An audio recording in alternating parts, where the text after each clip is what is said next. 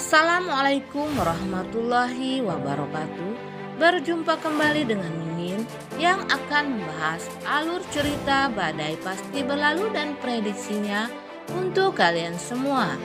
Namun sebelum Mimin melanjutkan, Mimin mau tanya dulu nih guys, kalian dari tim mana aja? Leosis atau Helsis? Tolong jawab pada kolom komen ya, biar Mimin bisa tahu.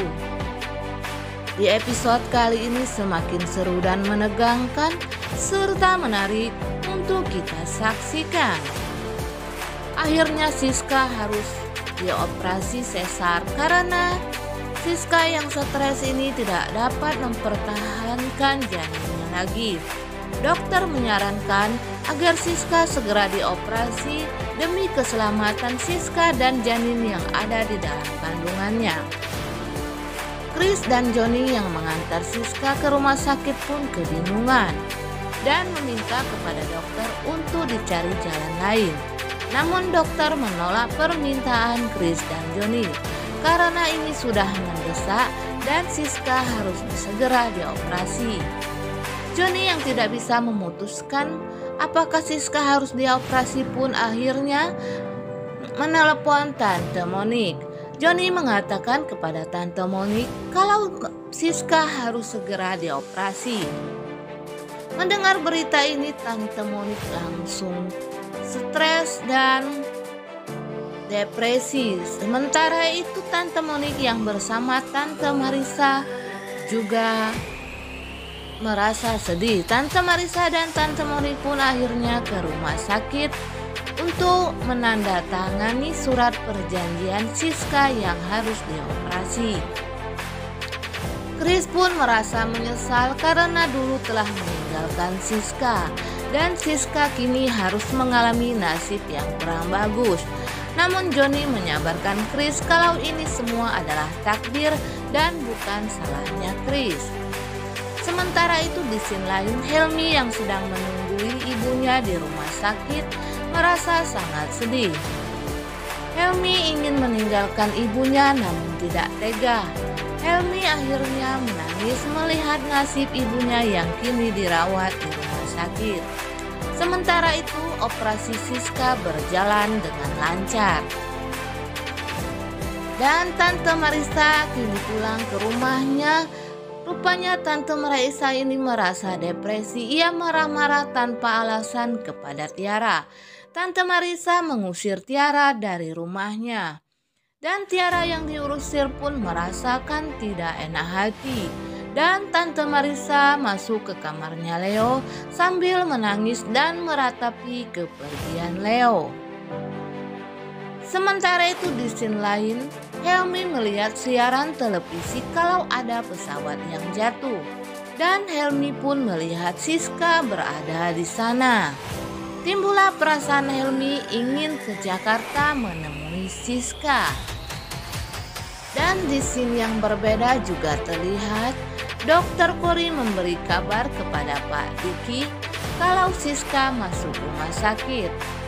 Dan Dokter Kori bertanya kepada Pak Diki apakah ia tahu kalau Siska saat ini sedang di rumah sakit. Namun Pak Diki mengatakan kalau tidak ada yang memberitahunya. Dan Pak Diki berpamitan akan ke rumah sakit untuk menjenguk Siska. Namun Dokter Kori melarang Pak Diki dan mengatakan kalau ini sudah malam. Dan sambil dalam hati Dokter Kori berpikir Dokter Kori akan menguasai Pak Diki dan akan memperalat Pak Diki. Nah guys, di scene yang lain terlihat Tiara sangat sedih dengan ucapan Tante Marissa. Dia pun memeluk Bonnie yang tidak tahu apa-apa. Sementara itu akhirnya Pak Diki dan Dokter Kori datang ke rumah sakit untuk membesuk Siska. Pak Diki marah kepada Bu Monique, Tante Monique karena tidak memberitahunya. Tante Monique yang tidak mau disalah pun mengatakan kepada Pak Diki apakah Pak Diki selama ini peduli dengan anak-anaknya. Yang Pak Diki pedulikan selama ini adalah istri mudanya yaitu Dokter Kori. Dan di dalam ruangan Siska pun akhirnya tersadar dan memegang perutnya yang sudah kempes. Dan Siska menjerit menangis memanggil Tante Monik. Tante Monik pun masuk ke dalam ruangan di mana Siska dirawat. Dan Tante Monik mengatakan kalau ia habis operasi sesar dan anaknya baik-baik saja. Mendengar anaknya baik-baik saja, Siska pun memohon kepada Tante Monik agar diantarkan ke ruangan anaknya. Namun Tante Monik mengatakan kalau saat ini anaknya Siska tidak bisa dijenguk karena lahir prematur dan harus masuk ruang inkubator. Sementara itu Pak Diki dan Dokter Kori pun masuk ke ruangan Siska. Pak Diki mengatakan kepada Siska kalau ia sangat menyayangi Siska dan siap untuk merawat bayinya Siska. Namun Siska tidak memperdulikan ucapan Pak Diki ini karena Siska sudah benci kepada ayahnya. Dan di scene selanjutnya juga terlihat Chris yang datang ke rumah Tante Marissa untuk meminta maaf kepada Tiara. Namun Tiara yang lagi khawatir akan keadaan Tante Marissa tidak menjawab pertanyaan Chris dan langsung mengajak Chris masuk ke dalam. Karena pintu kamar Tante Marissa dari tadi tidak bisa dibuka.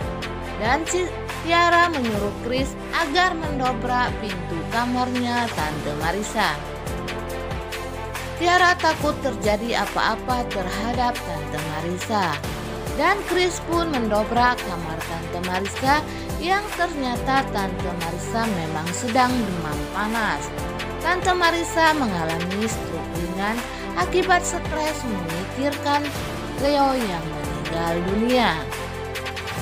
Sementara itu Siska yang di rumah sakit bersama Tante Monik akhirnya melihat bayinya Siska. Siska sangat sedih karena bayinya harus lahir tanpa kehadiran seorang ayah. Dan Tante Monik pun menguatkan Siska sambil mengatakan kepada Siska, Siska harus kuat demi bayi yang sudah lahir saat ini. Yang kemungkinan akan terjadi selanjutnya, Siska akan merasa kuat untuk merawat bayinya Leo karena bayi ini adalah sumber kekuatan Siska untuk tetap menjalankan hidupnya dengan baik. Nah guys, Mimin kira sampai di sini dulu. Apabila ada kekurangan, Mimin mohon maaf. Untuk kalian yang baru menemukan channel ini, tolong dukung channel ini dengan tekan subscribe karena menekan subscribe itu tidaklah bayar. Dan aktifkan lonceng notifikasinya agar kalian tidak ketinggalan info-info terbaru dari Mimin. Mimin akhiri, wassalamualaikum warahmatullahi wabarakatuh.